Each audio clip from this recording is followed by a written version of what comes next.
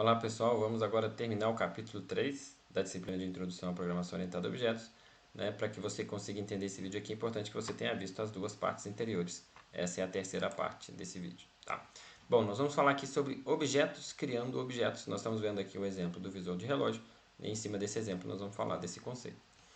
A gente viu que o visor de relógio ele possui dois visores de números, um para as horas e outro para os minutos. Tá? Então aqui na classe visor de relógio eu tenho dois atributos, um visor de números para as horas e outro visor de números para minutos. Mas de onde vêm esses objetos no código? Ou seja, onde que esses objetos são efetivamente criados? Veja que quando a gente, pensando como um usuário do mostrador de relógio, o que a gente faz é criar apenas o objeto da classe visor de relógio. Então aqui, para usar o relógio, eu crio um objeto visor de relógio, certo? E aí eu posso, chamar o tic-tac aqui e tal, e aí eu chamo o método, obter hora, que ele simula o visor de relógio, e eu obtenho as horas. Eu já tenho as horas e os minutos. Repare que do ponto de vista de quem usa a classe visor de relógio, a criação do visor de números de horas e do visor de números de minutos, ela é implícita. Eu não preciso me preocupar com isso. Eu só crio o visor de relógio, tá? Então, do ponto de vista de quem usa a classe visor de relógio, ele nem precisa saber, ele não precisa se preocupar em criar os objetos de horas e de minutos que estão lá dentro da classe visor de relógio. Tá? Então a gente espera que os visores de números sejam criados implicitamente. A gente espera que se a gente criar o visor de relógio, o visor de números para as horas e o visor de números para minutos sejam criados. Agora, como programadores da classe visor de relógio, nós é que precisamos fazer isso acontecer, certo? Então, para que quando a gente criar um visor de relógio, aconteça essa criação dos visores de números, quer dizer que quem programou a classe de visor de relógio se preocupou com isso. E para isso basta que a gente crie os objetos visor de números dentro do construtor da classe relógio. Como o construtor é chamado quando o objeto visor de relógio é criado, os visores de números serão criados automaticamente. Então, a gente não precisou se preocupar em criar o visor de números, por quê? Porque lá na classe visor de relógio, dentro do construtor da classe, lembrando que construtor é um método, parece um método, mas tem o mesmo nome da classe e não retorna nenhum tipo de dado, ele cria, quem programou a classe colocou as linhas para criar objetos da classe visor de número. Então, o atributo horas, que a gente declarou aqui em cima, está recebendo um novo objeto da classe visor de números, com limite 24, e o atributo minutos está recebendo um novo objeto da classe visor de número, com limite 60. Como essas linhas estão dentro do construtor, quer dizer que na hora que eu criar um objeto visor de relógio, os visores de números vão ser criados automaticamente, porque o construtor da classe é chamado quando o objeto é criado, certo? Aqui eu tenho um outro construtor e é a mesma coisa, os objetos são criados aqui também. Então vamos analisar o construtor, Eu acabei já mostrando, aqui está no slide também. Então aqui ele está mostrando um resumo da classe, tem os atributos, omitiu um pedaço aqui, depois tem o construtor e omitiu os demais métodos. Então as duas primeiras linhas do construtor, ela cria os objetos visor de número e os atribuem a variáveis, que são os atributos da classe. Repare a sintaxe do comando que cria um novo objeto. Como é que eu crio um objeto? A gente usa o operador new, nome da classe, e passa os parâmetros que a classe tiver. Então a gente cria um objeto assim, new, nome da classe e a lista de parâmetros. Repare que a lista de parâmetros pode estar vazia, se o construtor não recebe nenhum parâmetro, então a gente só abre e fecha parênteses, ou eu posso ter a quantidade de parâmetros necessários para o construtor. Veja que o operador new ele faz duas coisas. Ele cria um novo objeto da classe nomeada, então no nosso exemplo lá do visor de relógio ele cria um objeto visor de número, mas o fato ele cria um objeto da classe cujo nome estiver aparecendo aqui. E a outra coisa que ele faz é executar o construtor daquela classe. Então toda vez que a gente faz new, nome de classe, a gente está criando um objeto daquela classe. E ao criar o objeto, o construtor está sendo chamado, certo? Então o operador new, na verdade, faz duas operações. Se o construtor da classe tiver parâmetros, os valores devem ser passados. Se ele não tiver parâmetros, a gente abre e fecha o parênteses simplesmente. Repare aqui que no nosso caso, o construtor da classe visor de número espera um valor inteiro como parâmetro. Se eu for lá na declaração do construtor da visor de número, ele espera esse valor inteiro int limite para zerar. Então é por isso que na hora que a gente vai criar um objeto da classe visor de número, a gente tem que passar um valor correspondente a esse parâmetro. Então no caso do visor de número de horas, o limite para zerar é 24, certo? Então a chamada, quando a gente usa o new para criar um objeto, os valores que eu vou passar aqui tem que corresponder à lista de parâmetros do construtor. Se eu tiver mais que o construtor, eu posso corresponder a qualquer um dos construtores. Então note que a passagem de parâmetros funciona da mesma forma que a gente já tinha visto para os métodos. Então, da forma que a gente fez ficou do jeito que a gente queria, certo? Né? Como usuários do visor de relógio, a gente apenas cria esse objeto e os visores de números são criados implicitamente. Quem cria um objeto visor de relógio não precisa se preocupar que dentro dele, né, precisa criar visor de números. Já como programadores da classe, aí sim a gente precisa explicitar a criação de objetos escrevendo no código para isso. Então, só é implícito aqui para o usuário porque o programador, né, cuidou de fazer isso no construtor da classe visor de relógio. E aí, ao final do construtor, né, tem mais um método que é o atualizar visor. Né, a gente vai comentar sobre ele mais adiante aqui na aula. Bom, agora é com você. Né? Pausa o vídeo aí, faz o exercício. Escreva comandos em Java que declara uma variável chamada janela do tipo retângulo e então crie o objeto retângulo e o atribua à variável. Assuma que o construtor de retângulo tem dois parâmetros do tipo int. Tá? Pausa o vídeo aí e depois você continua. Beleza, agora é hora de um quiz, né? Lembrando que o quiz é para você ter presença na aula, então a sugestão é que você pause o vídeo, né? Aproveite que você acabou de ver esse conteúdo, né? nesse vídeo ou na parte anterior no vídeo anterior, e aí já anote a resposta para você lançá-la lá no campus virtual. Aqui eu vou passar para a próxima parte, que é múltiplos construtores. Quando a gente vai criar objetos da classe visor de relógio usando o BlueJ, né, você deve ter notado que está em duas opções do menu para criar o objeto. Então, quando eu clico com o botão direito aqui na classe, ó, eu tenho duas opções. Eu tenho um new visor de relógio sem parâmetros e eu tenho um new visor de relógio que espera parâmetros.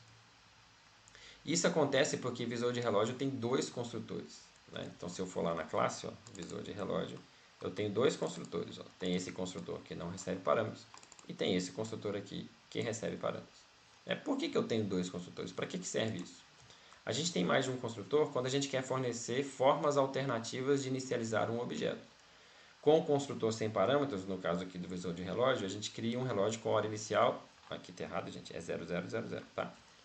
E já usando o segundo construtor, a gente pode criar um relógio com hora inicial diferente. Então, repara que quem criou a classe visor de relógio ofereceu dois jeitos diferentes de criar objetos. Um que inicializa a hora com 00 e outro que permite que quem está criando o objeto indique já a hora inicial. Então, são jeitos diferentes de inicializar o objeto. Basicamente, a gente tem mais de um construtor para isso, para que a gente tenha jeitos diferentes disponíveis para quem quiser criar o objeto. É comum que as classes tenham, então, vários construtores para dar várias opções de criação dos seus objetos. Para isso funcionar, cada construtor deve ter deve ter um conjunto diferente de parâmetros, tá? Repara o seguinte, ó, se esse construtor não receber esse parâmetro e esse também não receber esse parâmetro, né, lá na outra classe, na hora que eu fosse criar um objeto, imagina aqui que eu fosse criar um objeto aqui, ó, new visor de número e não passasse nenhum parâmetro. E aí? Eu estaria chamando o primeiro construtor ou o segundo se nenhum dos dois receber esse parâmetro? Não tem como saber, certo? Então isso não é possível. Para que eu consiga declarar mais de um construtor, é necessário que o conjunto então de parâmetros deles seja diferente. A gente dá o nome disso de sobrecarga de construtores, certo? Então, se eu tenho dois construtores, né, ou mais em uma classe, quer dizer que os construtores estão sobrecarregados. Esse é o termo técnico, né? Mas um conceito importante aí para você aprender no vocabulário da disciplina. Aproveitando que a gente está falando de sobrecarga, repara o seguinte. Será que a gente pode ter métodos com o mesmo nome na mesma classe? O que você acha? Na verdade, pode, né, se a quantidade de parâmetros ou a ordem dos tipos dos parâmetros forem diferentes. Então, quando a gente fala que os conjuntos de parâmetros têm que ser diferentes, basicamente é isso. Ó. Nesse nosso exemplo aqui, né, isso vale tanto para construtor quanto para método. Eu tenho quantidades de parâmetros diferentes. Aqui eu tenho nenhum, aqui eu tenho dois. Então, na chamada aqui, ó, se eu passar nenhum, eu estou chamando o primeiro construtor. Se eu passar dois valores, eu estou chamando o segundo construtor. Tá? Outra opção é, se os dois parâmetros, se os dois construtores ou os dois métodos têm a mesma quantidade de parâmetros, aí a ordem dos tipos tem que ser diferente. Tá? Basicamente é o seguinte, imagina que tem um construtor que espera int e tem um outro construtor que espera int string. Tá? Não seria o caso aqui do visor de número, mas só para comentar. Aí tudo bem, porque se eu chamar então, né, usar o new, passando um int e uma string, eu estou chamando um construtor. Se eu passar dois ints, eu estou chamando outro construtor. Agora, se eu tiver mais de um construtor, ou se eu tiver dois métodos com o mesmo nome, que esperam os mesmos tipos de parâmetros, aí eu não consigo diferenciar um do outro. Tá? Veja que não importa o nome do parâmetro. Tá? O nome do parâmetro não faz diferença nenhuma. Porque na hora de chamar o método ou chamar o construtor, o que importa é o tipo do parâmetro. Tá? Então, eu não posso ter dois métodos com os mesmos tipos, mudando só o nome do parâmetro, que isso não vai resolver. Então, assim como os construtores, os métodos também podem ser sobrecarregados. Então, se eu tiver dois métodos com o mesmo nome na mesma classe, Esse é o conceito de sobrecarga, tá? Aí alguém pode perguntar, será que eu posso criar dois métodos sobrecarregados com a mesma quantidade de parâmetros, com os mesmos tipos, mas com nomes diferentes? Ou seja, imagine que eu tenho uma classe carro, a classe carro tem um método de deslocar. Esse método de deslocar, eu tenho dois métodos de deslocar. Os dois esperam parâmetros do tipo float, só que o parâmetro chama velocidade e o outro distância. Eu acabei de responder isso, quem estava prestando atenção já viu. Será que eu posso fazer isso? Então, o que pode ou o que não pode ser feito depende do que o compilador consegue identificar. Imagine que a gente pudesse fazer isso. Eu pudesse declarar esses dois métodos aqui numa classe carro. E eu fosse chamar esse método usando um objeto meu carro. Eu poderia chamar assim, meu carro.deslocar e passaria um valor. Tem como o compilador saber se é para chamar esse método ou esse método? Não tem, certo? Porque se os dois são float, poderia ser qualquer um. Então eu não posso fazer isso. Diferenciar só pelos nomes dos parâmetros não vai adiantar. Então, como o compilador não consegue fazer isso, né, não é possível criar dois métodos sobrecarregados dessa forma. Outra dúvida que pode surgir é o seguinte, será que eu posso criar dois métodos sobrecarregados com os mesmos parâmetros, mas com tipos de retorno diferentes? Então, repare que eu tenho dois métodos com o mesmo nome, então uma sobrecarga, só que nenhum dos dois recebe parâmetros, então beleza, nenhum dos dois recebe parâmetros, certo? Só que os tipos de retorno são diferentes. E aí, será que agora eu posso ou não? O que você acha? Mais uma vez, vamos pensar no exemplo de chamada. Eu poderia fazer isso aqui, ó. Int A recebe meu carro.acelerar. Nesse caso, está dando a impressão de que eu posso fazer isso, certo? Porque o compilador vai olhar aqui, isso aqui é int, então eu vou chamar esse acelerar. Mas tome cuidado, porque na verdade, nada me impede de fazer uma chamada assim, ó. Meu carro.acelerar. Quando um método tem um tipo de retorno, a gente pode guardar esse retorno, ou a gente pode simplesmente ignorar o retorno. A gente não é obrigado a guardar o retorno do método. Então, como essa chamada é possível, como é que o compilador ia saber se é para chamar esse método ou esse aqui? Não tem como ele saber, certo? Então, isso aqui também é uma coisa que não pode ser feita. A gente não pode diferenciar só o tipo de retorno, essa não é uma sobrecarga válida. Em qualquer um dos dois casos, né, se você muda só o nome aqui do parâmetro, ou se você muda só o tipo de retorno, vai dar um erro de compilação se você tentar fazer isso no código. Ok? Então, o conceito que a gente viu é sobrecarga. Uma classe pode ter mais de um construtor ou mais de um método com o mesmo nome, desde que cada um tenha um conjunto diferente de tipos de parâmetros. O que significa um conjunto diferente de tipos de parâmetros? Ou a quantidade de parâmetros deve ser diferente, ou a ordem dos tipos dos parâmetros deve ser diferente. Agora é com você. Avalie o segundo construtor no código visor de relógio, explique o que ele faz e como ele faz. Identifique as semelhanças e diferenças entre os dois construtores. Por que o método atualizar visor não é chamado no segundo construtor, por exemplo? Então, pausa o vídeo, responde para você mesmo, faça anotações, pessoal, não deixe as coisas acumularem, tá? Eu estou um pouco preocupado, estou tendo a impressão que tem muita gente que está indo mais só pela aula prática, e isso não vai resolver, você não vai ter sucesso na disciplina, na prova, no trabalho, ok? Então pausa o vídeo, faz o exercício aí, depois você volta. Bom, vamos falar agora de chamadas de métodos. Repara que a última linha do construtor visor de relógio tem um comando atualizar visor. Então tem lá o construtor visor de relógio, as duas primeiras linhas criam os visores de números para as horas e minutos e depois tem uma chamada de método atualizar visor. Este comando é uma chamada de método, tá? Então toda vez que a gente tem um nome de alguma coisa e abre e fecha parênteses é porque a gente está chamando um método. E você deve ter visto que a classe visor de relógio tem um método com essa assinatura, private void atualizar visor. Certo? Então, essa chamada aqui no construtor, o que ela está fazendo é chamando este método atualizar visor. Certo? Então, como o método está na mesma classe, nós chamamos isso de chamada de método interno. Então, se eu for lá na classe, vamos lá na classe para ver o código completo. Eu tenho aqui o construtor visor de relógio. Quando eu crio um objeto visor de relógio, é executado o construtor. A última linha do construtor tem essa linha aqui, atualizar visor. Isso quer dizer que essa linha vai ser executada, essa linha vai ser executada, depois esse método vai ser executado. Esse método está aqui embaixo. Atualizar visor, certo? Então a sequência de execução fica a seguinte, criei um objeto visor de relógio. Vai executar essa linha. Quando chegar aqui, vai pular para essa linha, ela vai ser executada. Terminou o método, volta para cá, a execução. Terminou o método, aí retorna o objeto, certo? Opa, desculpa, eu mostrei errado, mostrei definir o horário. Esse aqui. Volta para cá e aí criou o objeto. Então, toda vez que eu tenho uma chamada de método da própria classe, ela é uma chamada de método interno.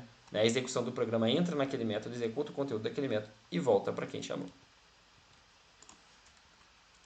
Uma chamada de método interno, então, tem essa sintaxe. O nome do método, abre parênteses, a lista de parâmetros, né, que é como a gente já viu, pode ser vazia ou não.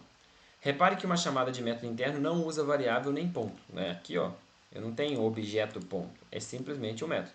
Né? Então, quando é um método interno, um método da própria classe, a gente simplesmente coloca o método. Não é necessário usar a variável porque o objeto chama um método dele mesmo. Então, quando você chama um método para um objeto e dentro desse método está chamando outro método, é uma chamada para o mesmo objeto, certo? É o mesmo objeto que está em execução. Então, você não precisa explicitar o objeto. E lembrando que os métodos podem ter parâmetros ou não, né? Como eu já disse. Nesse exemplo, como o método não tem parâmetros, a gente não passa nenhum valor na chamada de método. Então, atualizar avisou aqui, ó, não passa nada. Quando há uma chamada de método, o método correspondente é executado e, né, isso aqui eu já expliquei, e a execução retorna para onde o método foi chamado e continua depois dela. Então, se imagina que aqui tivesse, sei lá, um system.out aqui, ó, ponto .println, exibindo alguma coisa na tela. Então, eu executaria essa linha, depois, na hora que chegasse aqui, entraria lá dentro do atualizar visor, executaria todas as linhas dele, terminou, continuaria aqui depois dele, certo? É isso que o slide está querendo dizer ali. O método correspondente precisa ter o mesmo nome e a mesma sequência de tipos de parâmetros. Então aqui, ó, né, esse nome tem que bater com o nome do método e a lista de parâmetros aqui tem que corresponder aos parâmetros que eu estou passando aqui, certo? Aqui, como não recebe nenhum parâmetro, está correspondendo. E o detalhe de que tem que ter a mesma sequência de parâmetros é que, como podem existir métodos sobrecarregados, ou seja, eu posso ter dois métodos com o mesmo nome na mesma classe, dependendo dos parâmetros que eu passo, eu vou estar indicando qual método que eu estou chamando. Vamos agora analisar o código do método tic-tac. Então, esse é o código do método tic-tac, ele faz uma coisa um pouquinho diferente. Ó. Se este visor tivesse conectado, primeira coisa a gente saber, né, que se esse visor tivesse conectado a um relógio de verdade, esse método seria chamado a cada 60 segundos por um temporizador eletrônico do relógio. Então, para esse relógio aqui funcionar como deveria, a gente teria que estar ligado a um hardware, lá esse hardware teria um evento gerado a cada 60 segundos que faria incrementar, né, o relógio chamando o método tic-tac. Aqui, né, como a gente não tem um temporizador eletrônico, a gente está chamando o método tic-tac na mão mesmo. Bom, repare que a primeira linha do método chama um comando incrementar do objeto minutos, certo? Então, quando um dos métodos do visor de relógio é chamado, ou seja, quando o método tic-tac é chamado, ele chama um método de outro objeto como parte da tarefa. Olha em detalhe, hein? A gente está falando um monte de história, vamos voltar lá no início do capítulo. No início do capítulo a gente viu sobre abstração. E a gente viu que para a gente resolver problemas grandes, a gente divide o problema grande em problemas menores, né? De forma que depois que a gente tenha resolvido o problema menor, a gente usa ele como ferramenta para resolver o problema maior. Então, repare que eu tenho um problema grande aqui, que é o tic-tac do relógio, certo? É um problema grande. Como é que eu dividi esse problema em problemas menores? Um problema menor eu preciso incrementar os minutos, certo? Então, eu estou passando essa tarefinha, né, é um subproblema, eu estou passando ela lá para a classe visor de número. Porque é lá na classe visor de número que tem um método incrementar que vai fazer os minutos incrementarem. Repara que aqui, na hora que eu estou implementando o tic-tac, eu não preciso preocupar em como que esse incrementar funciona. Eu só preciso saber que ele funciona, certo? Então, quando a gente criou a classe visor de número, a gente se preocupou com esse detalhe de como é que faz isso. A gente já viu a classe visor de número, a gente já viu que ele tem um método incrementar. Agora aqui eu simplesmente uso, certo? Então eu venho aqui e faço essa chamada do método incrementar no objeto números. Como eu estou fazendo uma chamada de método de um outro objeto, então repare que o tic-tac é um método chamado para o objeto visor de relógio. Então se eu vou aqui no BlueJ, eu tenho o objeto visor de relógio e chamo o método tic-tac. É para esse objeto. Mas na hora que ele está executando, ele chama um método de um outro objeto, que é o objeto minutos, que está lá dentro, certo? Da classe visor de número. Então a gente chama isso de uma chamada de método externo, porque eu estou dentro de um objeto e eu estou chamando um método externo ao objeto. Eu estou chamando um método de outro objeto. Uma chamada de método externo tem essa sintaxe, objeto, ponto, nome do método, e depois passa a lista de parâmetros. Então a diferença da chamada de método interno para externo é que eu preciso colocar objeto, ponto. Essa sintaxe é conhecida como notação de ponto ou dot notation no inglês. A gente usa o nome do objeto, seguido do ponto, seguido do nome do método, seguido dos parâmetros do método. Repare que a gente usa o nome do objeto e não da classe, tá? Então aqui eu estou usando o objeto, deixa eu voltar aqui no slide mesmo, eu estou usando o objeto minutos e não a classe visor de número. Veja que quando a gente usa o nome do objeto é uma chamada de método externo, o que é bem diferente, né, de uma chamada de método interno. Porque quando a gente chama um método externo, a gente está pedindo um objeto visor de número para fazer uma parte da tarefa completa. Tá? Então olha para você ver, para ficar claro. Quando a gente está no construtor aqui do visor de relógio, e ele chama o atualizar visor, que é uma chamada de método interno, apesar disso ser um outro método, é o próprio objeto visor de relógio que está resolvendo o problema, que está fazendo o que tem que fazer. Agora, quando eu estou aqui no método tic-tac e eu chamo incrementar para o objeto minutos, eu estou chamando um método lá da outra classe, certo? Então é como se eu tivesse virado para a classe visor de número e falado assim, resolve esse pedaço do problema para mim, depois de resolvido você me devolve. Eu continuo, certo? É basicamente isso que a gente está fazendo aqui. A gente pode dizer então que a tarefa de manter as horas é dividida entre as duas classes, a visor de relógio e a visor de número. E esse é um exemplo prático, né, do princípio dividir em conquistar que a gente viu no início do capítulo quando a gente discutiu a abstração.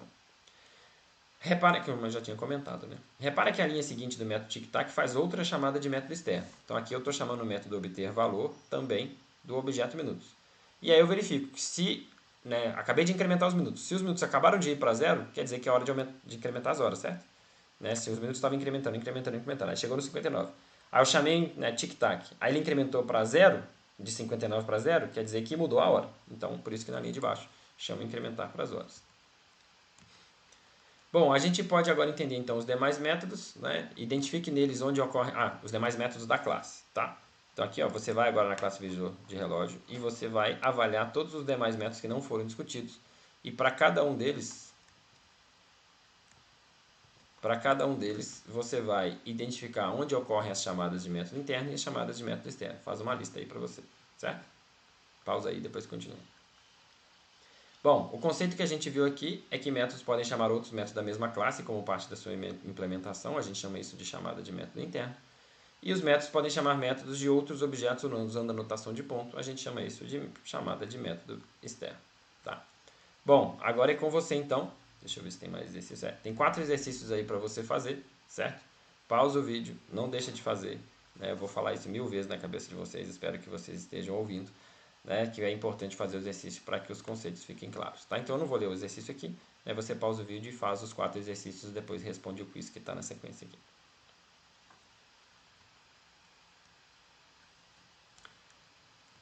Beleza. Então vamos, agora que você já respondeu os exercícios, vamos recapitular, o que a gente viu nesse visor do relógio. É importante a gente reforçar como que o projeto visor de relógio usa o conceito de abstração. O principal conceito desse capítulo, gente, é a abstração, e também o conceito de modularização. Então, a gente precisa reforçar como que esse projeto usou o conceito de abstração para dividir o problema em problemas menores. Repare que no código da classe visor de relógio, nós criamos objetos visor de números sem a gente precisar preocupar sobre os detalhes internos desses objetos. Então, o visor de relógio tem um visor de número para horas, tem um visor de número para minutos, e ela não quer saber os detalhes de como é que funciona isso internamente lá no visor de número. Isso não importa. Importa que eles façam o que tem que fazer. E aí a gente chama os métodos incrementar e obter valor desses objetos para fazer o que a gente precisa. Então, lá no tic-tac, eu chamo incrementar do minuto, chamo obter valor para saber se o minuto voltou para zero. Se voltou para zero, aí a gente chama incrementar das horas. E pronto. Então, a gente simplesmente chama os métodos. A gente não precisa saber de quem está fazendo a classe visor de relógio, não precisa saber como é que os métodos estão implementados lá na classe visor de número. Então, por quê? Porque nesse ponto a gente assume que o método incrementar vai mudar corretamente o valor sem a gente se preocupar em como ele faz isso.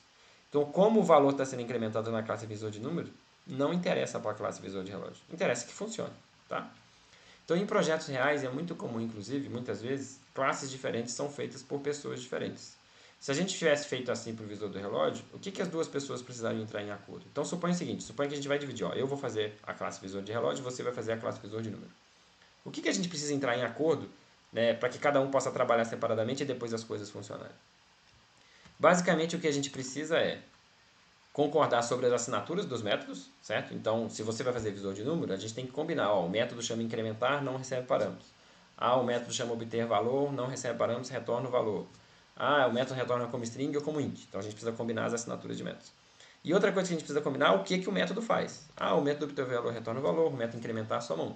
Agora, como o método faz isso, se lá dentro o incrementar você implementou com mais, com mais igual 1, não interessa. Tá? Esses métodos são simples, mas poderiam ser métodos mais complexos. Então, como você vai implementar os seus métodos no visor de número e como eu vou implementar os meus métodos no visor de relógio, não interessa um para o outro. Se a gente combina como é que são as assinaturas de métodos e o que os métodos têm que fazer, já é suficiente. A gente não precisa se preocupar com o como, certo? Feito isso, uma pessoa poderia implementar os métodos e a outra apenas usaria. Então, você implementaria visor de número, certo? Eu não preciso ver os detalhes de como você implementou, e eu vou lá e uso a sua classe, sem você também se preocupar com como eu estou usando, tá? Repare que o conjunto de métodos, né, as assinaturas deles, que um objeto disponibiliza para outros objetos, é chamado de interface. Né? E esse conceito traz um poder enorme para a orientação a objetos. Então, para ficar mais completo, seriam os métodos públicos. Tá? Então, se eu pego numa classe e pego todo o conjunto de métodos públicos daquela classe, a gente chama isso de interface. Né? Isso traz um poder enorme para a orientação a objetos. Né? Isso aqui é só um spoiler, que nessa disciplina a gente não vai ver isso. Mas vocês vão poder conhecer um pouco melhor sobre isso lá na disciplina de práticas de programação orientada a objetos. Tá? Todo o poder, né, que esse conceito de interface traz para a orientação a objetos. Aqui nessa disciplina não vai dar tempo da gente ver isso.